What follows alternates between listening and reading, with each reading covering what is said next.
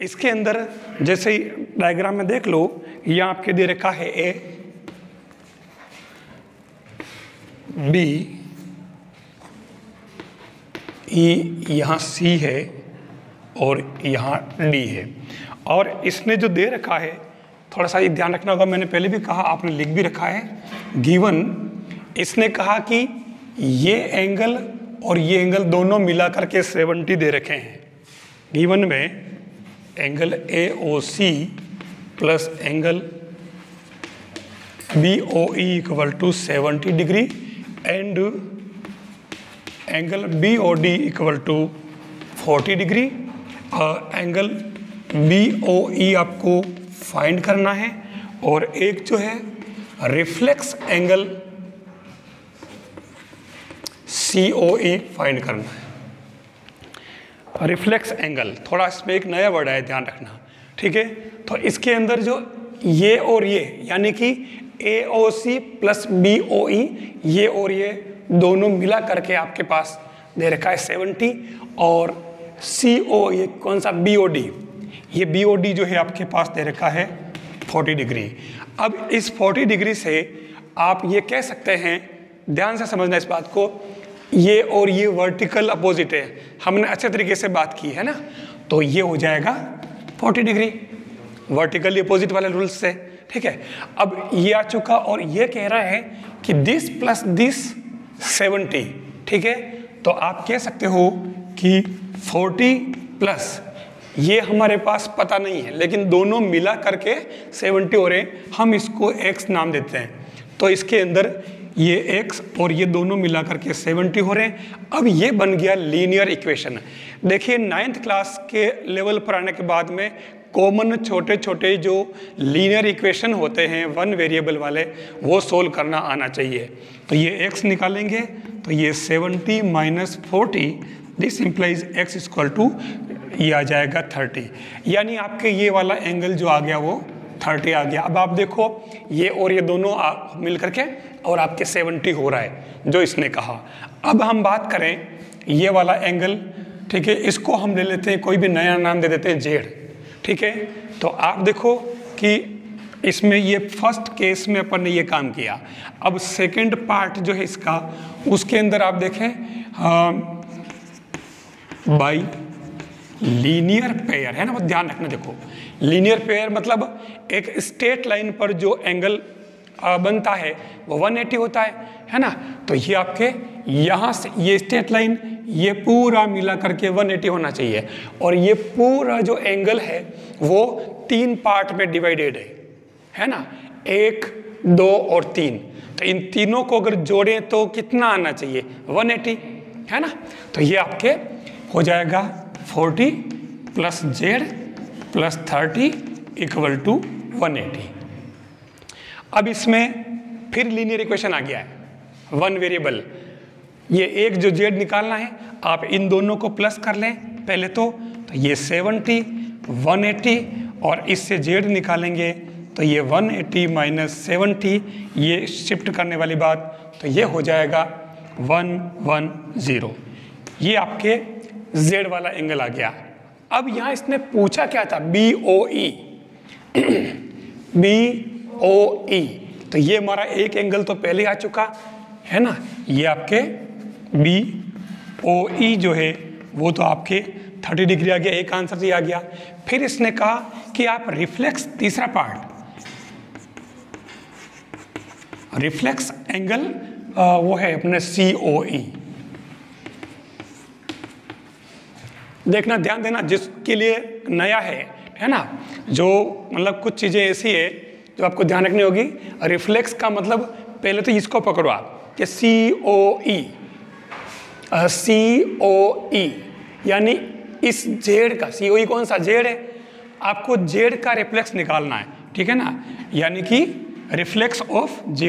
तो reflex of Z का मतलब ये हुआ कि अब मैंने एक बात पहले और बता रखी है कि एक जो स्ट्रेट लाइन पर जो एंगल बनता है ABO, मैंने कहा था कि ये एंगल बनता है 180, ठीक है। अब मैंने कहा कि ये मैंने एक तरह से यूं हाफ साइकिल चलाऊं, आधा चक्कर घुमाऊं तो 180, ठीक है। अगर ये पूरा घूम जाए तो 360 हो जाता है, ठीक है ना। तो यहां पर भी इसने ये कहा कि इस एंगल का रिफ्लेक्स का मतलब ये हुआ कि इसको छोड़ करके और बाकी वाला ये पूरा,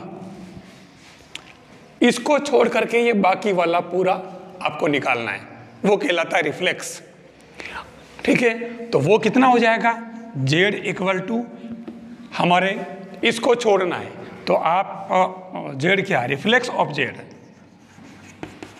रिफ्लेक्स ऑफ z को आप COE मान लें तो वो हो जाएगा 360 माइनस z जो हमने निकाला है 110, ये 110, तो ये 0 5 और 3 में से 1 गया 2, है ना। देखना मिस्टेक नहीं करी, 0 6 में से गया 5, 3 में से 250, यानी रिफ्लेक्स एंगल जो आता है ये इस तरीके से, इसको छोड़ करके बाकी पूरा वो आता है रिफ्लेक्स एंगल, यानी 360 में से माइनस कर लेना। अगर यहीं पर पूछता है कि नहीं साहब आप तो इस x का रिफ्लेक्स फाइंड करिए, है ना, हिंदी में इसको कहते हैं प्रतिवर्ती कोण, रिफ्लेक्स या प्रतिवर्ती, तो इसका रिफ्लेक्स निकालना तो ये बाकी वाला ये पूरा यहाँ से यहाँ तक आ जाएगा, ठीक है। और अगर इसका रिफ्लेक्स पूछे तो इसको छोड़ करके ना बाकी, यानी कि 360 में से 40 को माइनस कर दो तो इसका रिफ्लेक्स आ जाएगा। ये रिफ्लेक्स वाला सिस्टम आपको याद रखना होगा, ठीक है। तो ये आपका पहला क्वेश्चन है इसके अंदर। इसके बाद में मैं नेक्स्ट क्वेश्चन लूँ तो इसको आपको नोट करना है, जो रेशो वाला सिस्टम है। अब इसने देखो टॉपिक तो अपना ज्योमेट्री वाला, इसमें रेशो आ गया, आपको कुछ नहीं करना, इसने दे रखा है A/B इक्वल टू 2:3। जब कभी रेशो गिवन हो तो आप ऐसा करें, लेट A इक्वल टू 2 है तो आप इसको 2x लिखें और B equal to 3x late कर लें। ये रेशो का सिस्टम जब भी आए तो उसको x से मल्टीप्लाई करके और ओरिजिनल चीज़ लिख दें। अब अगर आप डायग्राम से उसमें अगर ध्यान से देखो तो इसके अंदर ये वाला एंगल जो है 90 डिग्री है और ये पूरा कितना होता है 180, है ना, पूरा होता ना। तो 180 तो इधर वाला 90 है तो इधर वाला कितना होगा बताएं, कोई बात नहीं, कितना होगा 90 होगा। तो ये कह रहा है कि इस 90 को इसने 2 पार्ट में डिवाइड कर रखा है, A और B। तो हम ये कह सकते हैं कि angle A plus angle B equal to 90 degree. This implies A मतलब 2x, B मतलब 3x, 90। देखिए ध्यान देना, अब ये मैंने कहा ना ये सिंपल इक्वेशन बन गया अब, है ना। तो 2x और 3x हो जाएगा 5x इक्वल टू 90 और इससे x निकालेंगे तो ये 5 अपॉन में जाएगा तो इससे x आ जाएगा 18।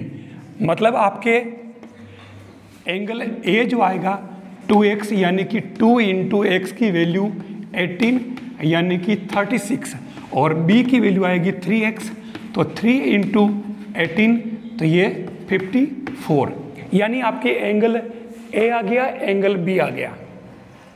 एंगल B कितना आया आपके 54, है ना। अब पूछा क्या है, फाइंड एंगल C। C ये वाला है। अगर आप ध्यान से देखें, ठीक है ना, बाय लीनियर पेयर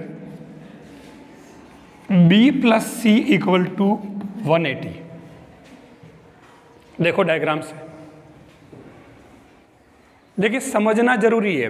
डायग्राम में देखो, इसमें मैंने बना रखा सामने, देखो आप B और C दोनों का सम जो है जोड़ करें तो 180 आ रहा कि नहीं आ रहा, हमारा लीनियर पेयर वाला सिस्टम है ना।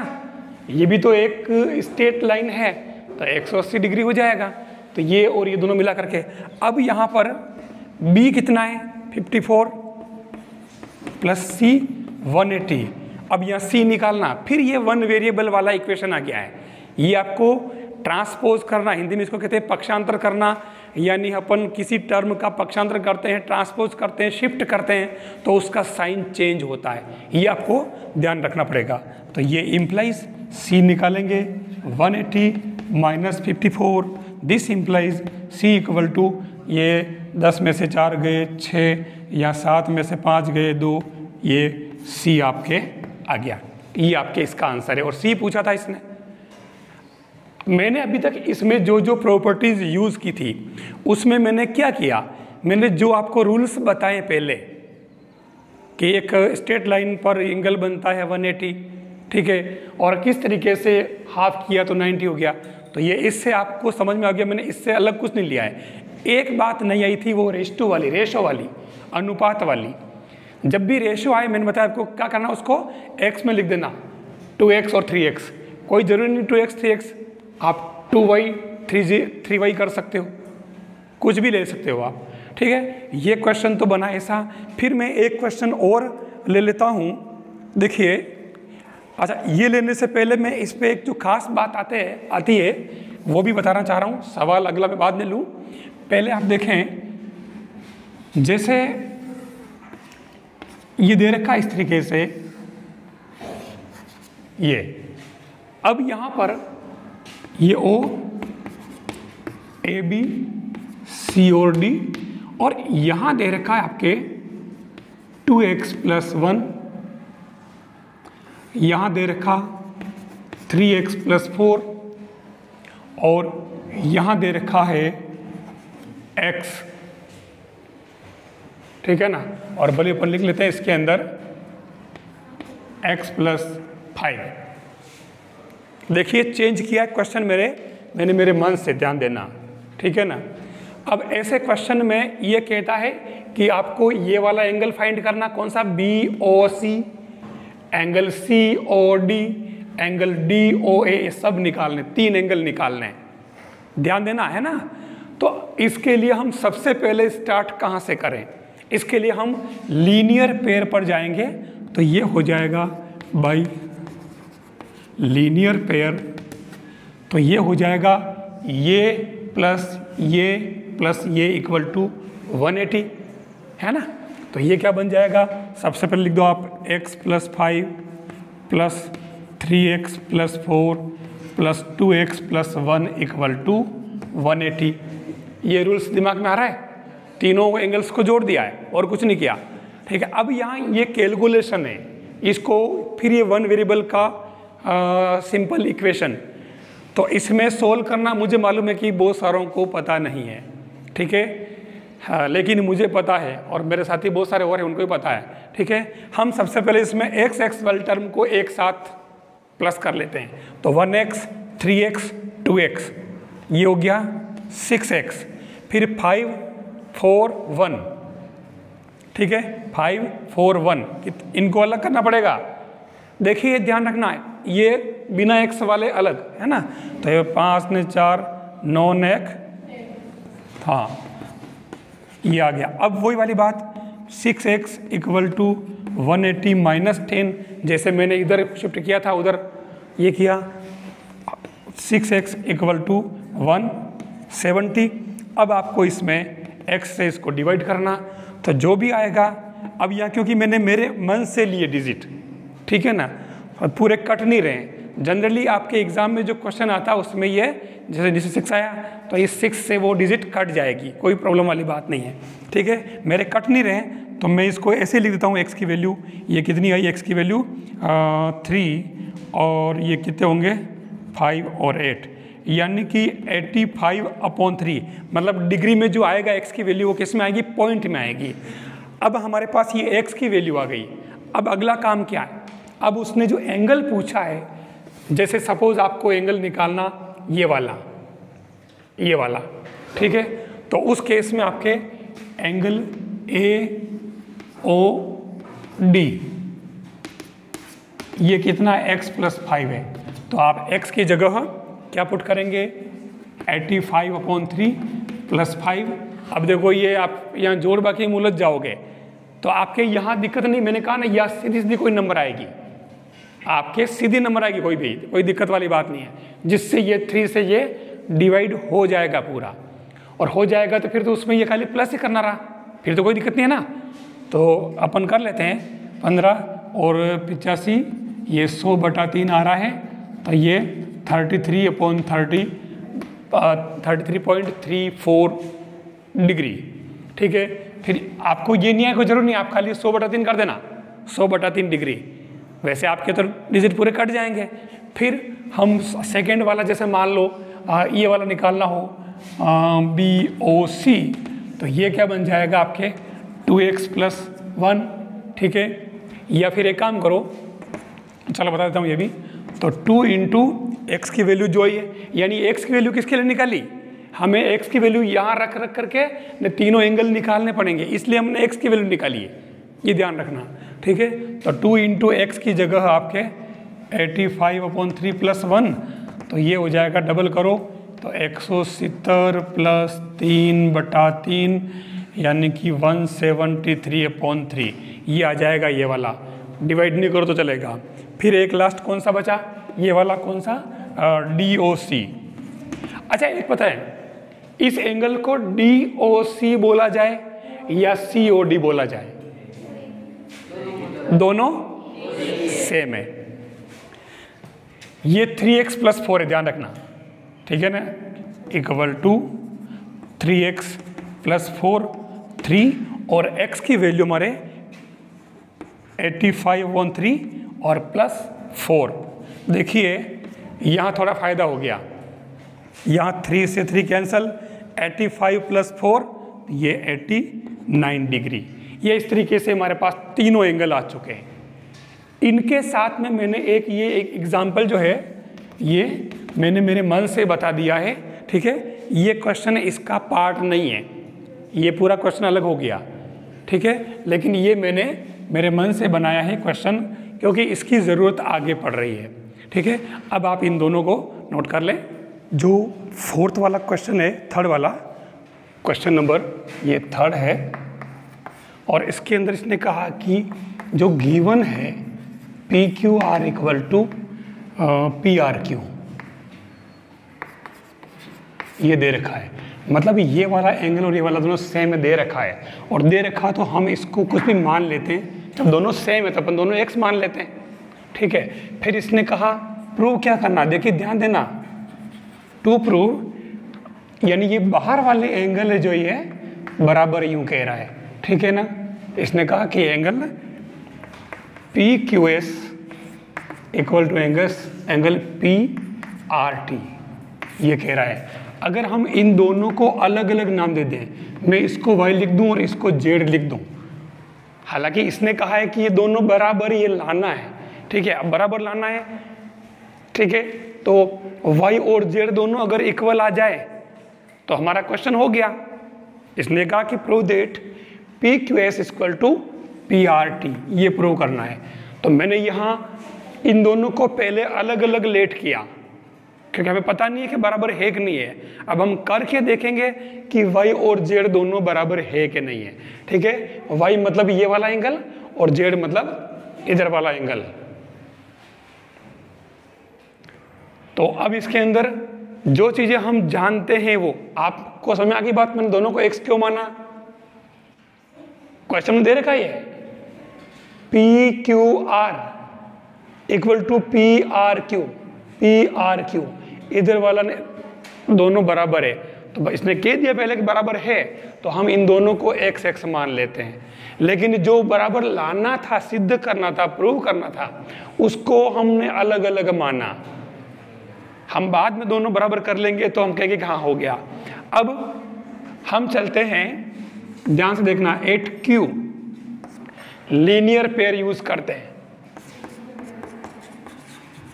लीनियर पेयर, तो Q पर लीनियर पेयर अगर देखें तो आप देखो x + y = कितना होगा, 180 होगा, दोनों का सम। ठीक है, दूसरी बात हम इधर से लें, x + z कितना होगा, ये भी 180 होगा। अब मैं इससे x की वैल्यू निकाल रहा हूँ, x = 180 - y, शिफ्ट कर दिया उधर, y उधर हो गया। ठीक है, अब ये x की value, putting x in equation 1, ये इक्वेशन 1 इसका नाम है, और x की जगह हम ये रख लें इसको में, तो 180 minus Y plus Z equal to 180, this implies minus Y plus Z equal to 180 minus 180, ये उधर शिफ्ट कर दिया उसको, ठीक है। तो उस केस में ये minus Y plus Z equal to आ गया 0, और उस केस में इस y को उधर शिफ्ट कर दो तो प्लस का हो जाएगा। ये आप देखो y और z दोनों इक्वल आ गए, तो पूछा ये तो था कि ये बाहर वाले दोनों भी बराबर होने चाहिए। उसने कहा कि आप बताएं हो रहे कि नहीं हो रहे बराबर, तो ये देखो हम ले आए, ठीक है। तो अपन फाइनल कह सकते हैं therefore angle PQS equal to PRT, ये हमारे ये इक्वेशन प्रूव हो गया। ये थोड़ा सा जनरल, मैंने आपसे कहा कि जो लीनियर इक्वेशन वाला पोर्शन है वो इधर उधर करके जो वैल्यूज़ निकालते हैं, जिसको सिंपल लीनियर इक्वेशन कहते हैं वन वेरिएबल का, वो आपको अच्छे तरीके से सीख लेना है, तो आपका ये बहुत इजी हो जाएगा, क्योंकि हर एक क्वेश्चन में इसकी ज़रूरत पड़ रही है। मैं आगे वाले भी और आपको करा दूंगा, आप इनको समझ लें।